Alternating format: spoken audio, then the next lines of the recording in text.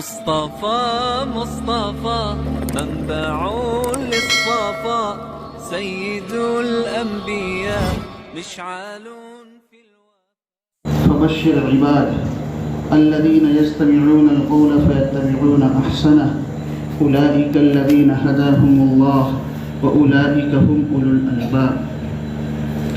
قابل احترام بزرگوں، معزز نوجوانوں اور عزیز ساتھیوں، اس وقت میں ہم سب ایک عظیم مقصد اور ایک عظیم کام کے لیے جمع ہوئے ہیں۔ اگر ہم سب متحد ہو کر ایک فکر کے ساتھ، ایک سوچ کے ساتھ اس مجلس میں اگر ہماری شرکت ہوگی تو انشاءاللہ ہم اپنے مقصد میں کامیاب ہوں گے۔ اللہ تعالیٰ قرآن کریم میں بیان فرماتے ہیں، فبشر عباد، اے نبی جی آپ میرے بندوں کو بشارت دیجئے۔ کن بندوں کو؟ آگے فرماتے ہیں اللہ تعالیٰ، الذین یستمعون القول فیتبعون احسنہ، جو بات کو توجہ سے سنتے ہیں، جو بات کو توجہ سے سنتے ہیں۔ ایک ہے سننا اور ایک ہے توجہ سے سننا، دونوں میں فرق ہے۔ ایک بہت بڑے عالم فرماتے ہیں، ایک ہے گوشے گل اور ایک ہے گوشے دل۔ گوشے گل کا مطلب ہے کہ مٹی کے کان، اور گوشے دل کا مطلب ہے دل کے کان۔ مٹی کے کان تو جانوروں کو بھی ہے، اللہ نے ہر مخلوق کو دیے ہیں، لیکن دل کے کان اللہ تعالیٰ نے انسان کو دیے ہیں کہ وہ دل کے کانوں سے بات کو سنے، اور بات کو سننے کے بعد اچھی طرح سے اس کو عملی زندگی میں لاوے۔ بات کو اچھی طرح سے سنا اور اس کو اچھی طرح سے عملی زندگی میں لایا، یہ ایمان والے کی اصل شان ہے۔ اس لیے بھائیو، دوستو، بزرگوں، بات تو آپ حضرات کے سامنے مختصر ہوگی لیکن بڑی قیمتی ہوگی۔ ہم سب کا اس وقت میں یہاں پر جمع ہونا اس وجہ سے ہے کہ ہمارے بچوں کو دنیاوی تعلیم کے ساتھ ساتھ دینی تعلیم بھی اچھی سے اچھی کیسے ملے۔ دنیاوی تعلیم کی کوئی منع نہیں کرتا ہے۔ اس وقت میں ہم سب کو ڈاکٹروں کی ضرورت ہے، وکیلوں کی ضرورت ہے، پروفیسروں کی ضرورت ہے، بلکہ ہر عقل مند مسلمان یہ چاہتا ہے کہ جتنی بڑی بڑی پوسٹیں ہیں وہاں پر ہمارا آدمی ہونا ضروری ہے، اور ہر آدمی اس کا احساس بھی کرتا ہے۔ لیکن بھائیو، دوستو، بزرگوں، وہاں پر پہنچنے سے پہلے ہمیں اپنے آپ کو دیندار بنانا ہوگا۔ ہمیں اپنے آپ کو اللہ اور اس کے رسول صلی اللہ علیہ وسلم کا متبع، اتباع کرنے والا اور فرما بردار بنانا ہوگا۔ آج بھائی، دوستو، بزرگوں، ہم تو جس زمانے میں دنیا میں ہم نے جنم لیا تھا، کسی درجے میں خیر اور بھلائی کا زمانہ تھا۔ ہمارے بچے جس زمانے میں دنیا کے اندر آ رہے ہیں وہ تو شرور و فتن کا زمانہ ہے، انٹرنیٹ اور موبائل کا زمانہ ہے۔ اس لیے ہم سب کو چاہیے کہ ہم اپنے معصوم بچوں کی تعلیم اور تربیت کی طرف توجہ دیں۔ معصوم بچوں کی تعلیم اور تربیت کے لیے اگر ہمیں وقت کی ضرورت پڑے گی تو ہم وقت کی قربانی دیں گے، ہمیں مال کی ضرورت پڑے گی تو مال کی قربانی دیں گے۔ بھائیو، دوستو، بزرگوں، جو قوم تعلیم کے اعتبار سے آگے بڑھتی ہے، دنیا کی کوئی طاقت، دنیا کی کوئی قوم اس کو ترقی سے روک نہیں سکتی۔ انسانی زندگی میں اصل جوہر تعلیم ہی ہے، لہذا ہمیں اپنے بچوں کو صحیح تعلیم دلانا ہم اپنے لیے ضروری سمجھے۔ تعلیم کس بات کی دینی ہے کہ آج سے کئی سال پہلے ہمارے بزرگوں نے یہ آوازیں چلائی تھی کہ جہاں جہاں مسلمانوں کے محلے ہو وہاں مسجدیں ہو، اور جہاں جہاں مسجدیں ہو وہاں معصوم بچوں کے تعلیم و تربیت کا انتظام بھی ہو۔ بھائیو، دوستو، بزرگوں، اس آواز کے نتیجے میں کسی نہ کسی درجے میں محلوں کے اندر مسجدیں پائی جاتی ہے اور مسجدوں کے اندر تعلیم کا نظام بھی پایا جاتا ہے، لیکن منظم نظام، مؤثر نظام آج ہمارے پاس نہیں ہے۔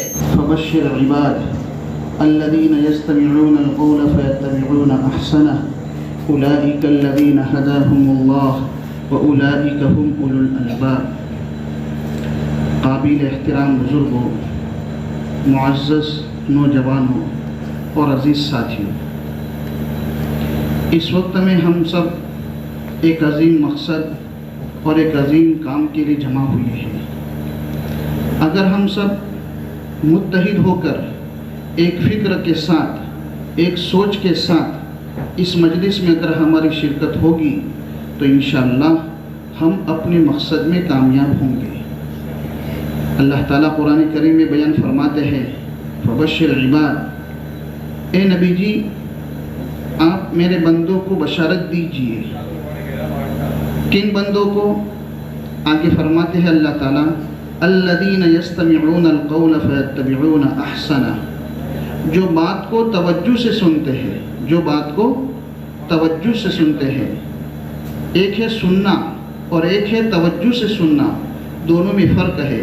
ایک بہت بڑے عالم فرماتے ہیں ایک ہے گوشے گل اور ایک ہے گوشے دل۔ گوشے گل کا مطلب ہے کہ مٹی کے کان، اور گوشے دل کا مطلب ہے دل کے کان۔ مٹی کے کان تو جانوروں کو بھی ہے، اللہ نے ہر مخلوق کو دیے ہیں، لیکن دل کے کان اللہ تعالیٰ نے انسان کو دیے ہیں کہ وہ دل کے کانوں سے بات کو سنے، اور بات کو سننے کے بعد اچھی طرح سے اس کو عملی زندگی میں لاوے۔ بات کو اچھی طرح سے سنا اور اس کو اچھی طرح سے عملی زندگی میں لایا، یہ ایمان والے کی اصل شان ہے۔ اس لیے بھائیو، دوستو، بزرگوں، بات تو آپ حضرات کے سامنے مختصر ہوگی لیکن بڑی قیمتی ہوگی۔ ہم سب کا اس وقت میں یہاں پر جمع ہونا اس وجہ سے ہے کہ ہمارے بچوں کو دنیاوی تعلیم کے ساتھ ساتھ دینی تعلیم بھی اچھی سے اچھی کیسے ملے۔ دنیاوی تعلیم کی کوئی منع نہیں کرتا ہے۔ اس وقت میں ہم سب کو ڈاکٹروں کی ضرورت ہے، وکیلوں کی ضرورت ہے، پروفیسروں کی ضرورت ہے، بلکہ ہر عقل مند مسلمان یہ چاہتا ہے کہ جتنی بڑی بڑی پوسٹیں ہیں وہاں پر ہمارا آدمی ہونا ضروری ہے، اور ہر آدمی اس کا احساس بھی کرتا ہے۔ لیکن بھائیو، دوستو، بزرگوں، وہاں پر پہنچنے سے پہلے ہمیں اپنے آپ کو دیندار بنانا ہوگا۔ ہمیں اپنے آپ کو اللہ اور اس کے رسول صلی اللہ علیہ وسلم کا متبع، اتباع کرنے والا اور فرما بردار بنانا ہوگا۔ آج بھائی، دوستو، بزرگوں، ہم تو جس زمانے میں دنیا میں ہم نے جنم لیا تھا، کسی درجے میں خیر اور بھلائی کا زمانہ تھا۔ ہمارے بچے جس زمانے میں دنیا کے اندر آ رہے ہیں وہ تو شرور و فتن کا زمانہ ہے، انٹرنیٹ اور موبائل کا زمانہ ہے۔ اس لیے ہم سب کو چاہیے کہ ہم اپنے معصوم بچوں کی تعلیم اور تربیت کی طرف توجہ دیں۔ معصوم بچوں کی تعلیم اور تربیت کے لیے اگر ہمیں وقت کی ضرورت پڑے گی تو ہم وقت کی قربانی دیں گے، ہمیں مال کی ضرورت پڑے گی تو مال کی قربانی دیں گے۔ بھائیو، دوستو، بزرگوں، جو قوم تعلیم کے اعتبار سے آگے بڑھتی ہے، دنیا کی کوئی طاقت، دنیا کی کوئی قوم اس کو ترقی سے روک نہیں سکتی۔ انسانی زندگی میں اصل جوہر تعلیم ہی ہے، لہذا ہمیں اپنے بچوں کو صحیح تعلیم دلانا ہم اپنے لیے ضروری سمجھے۔ تعلیم کس بات کی دینی ہے کہ آج سے کئی سال پہلے ہمارے بزرگوں نے یہ آوازیں چلائی تھی کہ جہاں جہاں مسلمانوں کے محلے ہو وہاں مسجدیں ہو، اور جہاں جہاں مسجدیں ہو وہاں معصوم بچوں کے تعلیم و تربیت کا انتظام بھی ہو۔ بھائیو، دوستو، بزرگوں، اس آواز کے نتیجے میں کسی نہ کسی درجے میں محلوں کے اندر مسجدیں پائی جاتی ہے اور مسجدوں کے اندر تعلیم کا نظام بھی پایا جاتا ہے، لیکن منظم نظام، مؤثر نظام آج ہمارے پاس نہیں ہے۔ اس کے لیے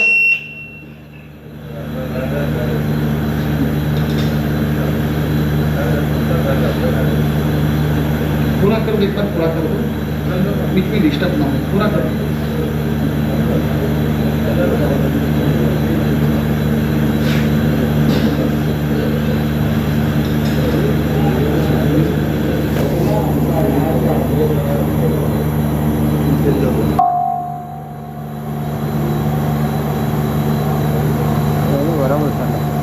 برابر ہے، اب آگے پیچھے مت کرو مہربانی۔ بھائی، دوستو، بزرگوں میں یہاں سے کر رہا تھا، آج سے کئی سال پہلے ہمارے بزرگوں نے آواز چلائی تھی جہاں جہاں مسلمانوں کے محلے ہو وہاں مسجدیں ہو، اور جہاں جہاں مسجدیں ہو وہاں معصوم بچوں کی تعلیم و تربیت کا انتظام بھی ہو۔ ان بزرگوں کی محنت کے نتیجے میں کسی نہ کسی درجے میں ہمارے محلوں میں مسجدیں ہیں اور مسجدوں میں تعلیم کا نظام بھی ہے، لیکن اس وقت کا جو نظام ہے وہ کافی نہیں ہے۔ ہمیں تعلیم کے نظام کے اعتبار سے آگے ترقی کرنی پڑے گی، اور تعلیم کے نظام کو آگے بڑھانے کے لیے ہمیں وقت کی بھی قربانی دینی پڑے تو وقت کی بھی قربانی ہمیں دینی پڑے گی، اور ضرورت پڑے مال کو خرچ کرنے کی تو مال کو بھی خرچ کریں گے۔ آج عام طور سے دیہاتوں میں یہ بات دیکھی جاتی ہے کہ لوگ ان بندوں کی طرف دیکھتے ہیں جو قسم پرسی کی وجہ سے یا کسی مجبوری کی وجہ سے اگائی جمع نہیں کراتے، ان کو سامنے رکھتے ہوئے اپنی اگائی کو بھی روکنے کی کوشش کرتے ہیں۔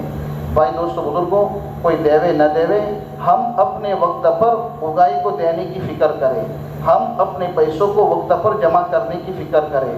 فی زماننا حضرت مولانا حسین احمد مدنی رحمۃ اللہ علیہ فرمایا کرتے تھے کہ اس زمانے میں کوئی آدمی 1 روپیہ بچوں کی تعلیم و تربیت کے پیچھے لگائے گا، اس کا 1 روپیہ لگانا لاکھوں روپیوں کے برابر ہے۔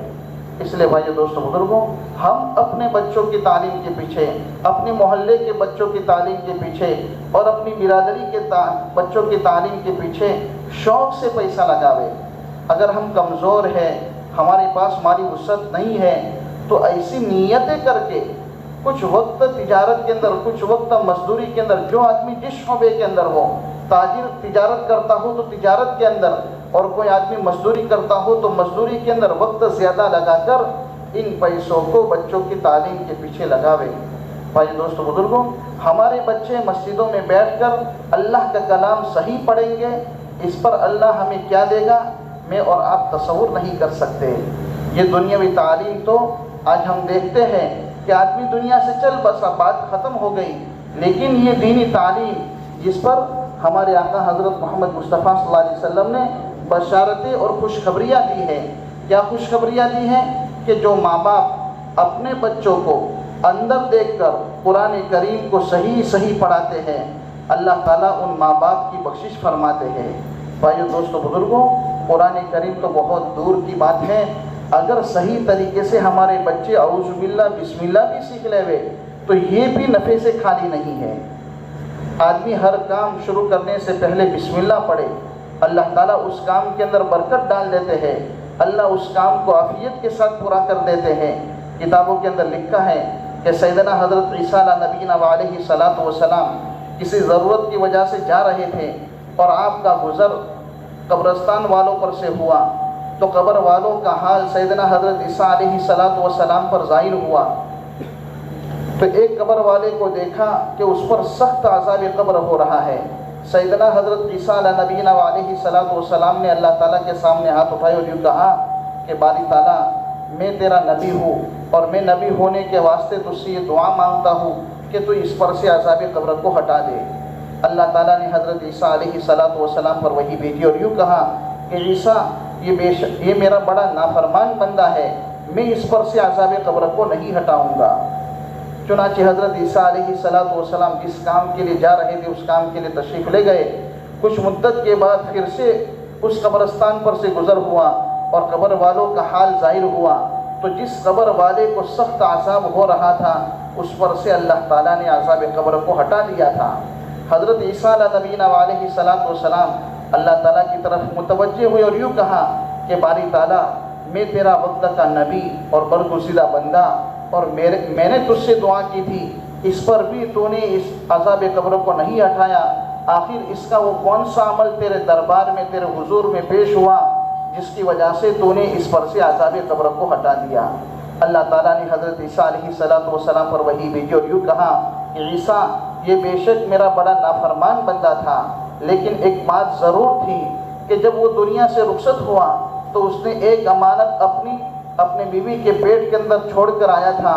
جب بچہ پیدا ہوا اور بچہ اس لائق ہوا کہ مدرسے کے اندر پڑھنے کے لیے جاوے، تو اس کی بیوی نے اپنے بچے کی انگلی پکڑ کر امام صاحب کے حوالے کیا اور یوں کہا کہ امام صاحب، اللہ کے واسطے میرے بچے کو اللہ کا کلام سکھا دو۔ چنانچہ امام صاحب نے بچے کو سامنے بٹھا کر کہا، پڑھو بیٹے، بسم اللہ الرحمن الرحیم۔ وہ معصوم بچہ توتڑی زبان کے اندر پڑھ رہا ہے۔ اس کا ترجمہ یہ ہے، شروع کرتا ہوں میں اس اللہ کے نام سے جو بڑا مہربان نہایت رحم فرمانے والا ہے۔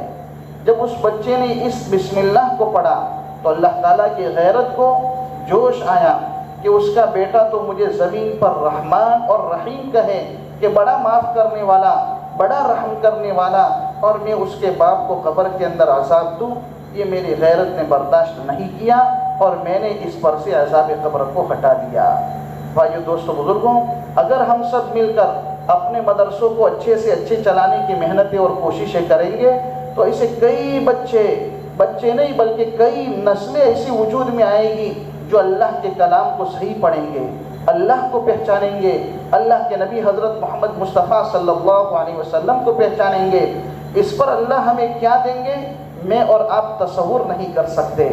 اس لیے ہم جیسے دنیاوی تعلیم کو ضروری سمجھتے ہیں ایسے ہی ہم دینی تعلیم کو بھی ضروری سمجھے۔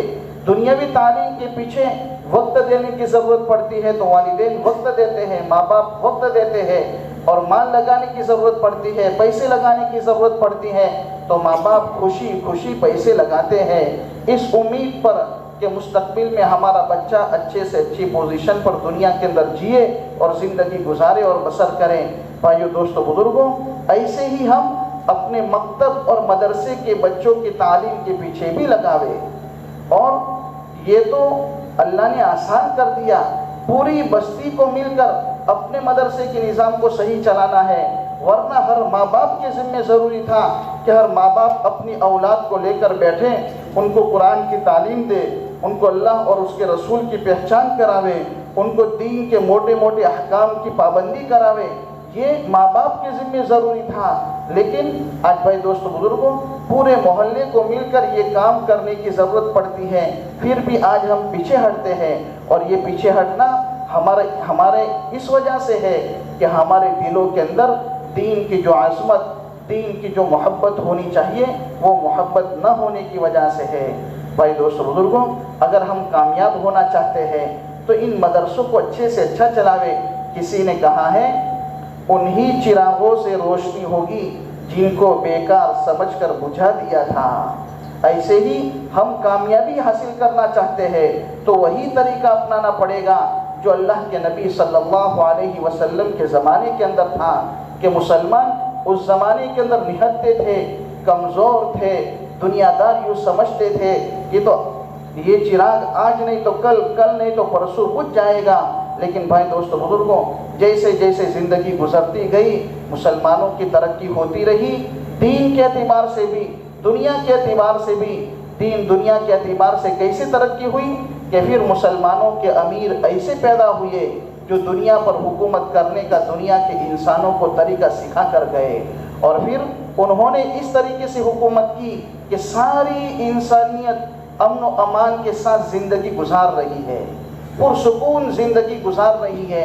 کسی کو نہ اپنی ذات کا خطرہ ہے، نہ جان کا خطرہ ہے، نہ مال کا خطرہ ہے، نہ اپنے بہو بیٹیوں کا خطرہ ہے، نہ اپنی عزت کا خطرہ ہے، کسی چیز کا خطرہ نہیں، بلکہ سکون کے ساتھ ہر انسان زندگی بسر کر رہا ہے۔ یہ سکون ان کی زندگیوں کے اندر کیسے آیا؟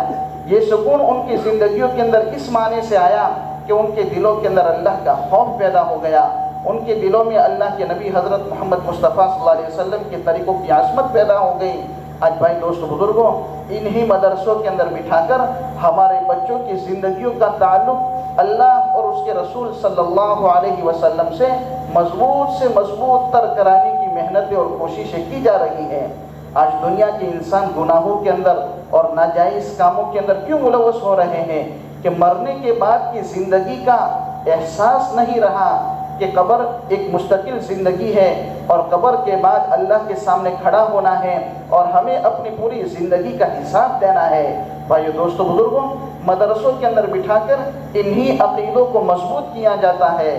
اللہ کے ساتھ ان کا عقیدہ مضبوط ہو، اللہ کے نبی کے ساتھ ان کا عقیدہ مضبوط ہو، اور موت جیسے آنا یقینی ہے ایسے موت کے بعد 2 مرتبہ اللہ کے سامنے کھڑا ہونا اور اپنی زندگی کا حساب دینا بھی یقینی ہے، اور وہاں انصاف کی ترازو اللہ قائم کریں گے۔ اور انصاف کی ترازو کیسے قائم ہوگی؟ کتابوں کے اندر لکھا ہے کہ کل قیامت کے دن میدان محشر میں جب حساب لیا جائے گا تو جانوروں کو بھی کھڑا کیا جائے گا۔ اگر سینگ والی بکری نے بے سینگ والی بکری کو مارا ہوگا تو بے سینگ والی بکری کو سینگ دیا جائے گا اور اس سے کہا جائے گا کہ تو اس کا بدلہ لے لے. وہ بدلہ لے لیں گے. پھر ان سے کہا جائے گا تم مٹی ہو جاؤ. وہ سارے کے سارے مٹی ہو جائیں گے. لیکن انسانوں کو جنت اور جہنم کا فیصلہ ہوگا. اگر ہم نے نیک اعمال بھی کیے ہیں لیکن کسی کا حق دبایا ہے, کسی کو مارا ہے, کسی پر ظلم کیا ہے, تو پھر اس کا بدلہ اللہ کے یہاں ہمیں چکانا ہوگا. بھائی دوستو بزرگوں, اس بات کا احساس ہمارے دلوں کے اندر پیدا ہو جاوے, اس بات کا احساس ہمارے بچوں کے دلوں کے اندر پیدا ہو جاوے.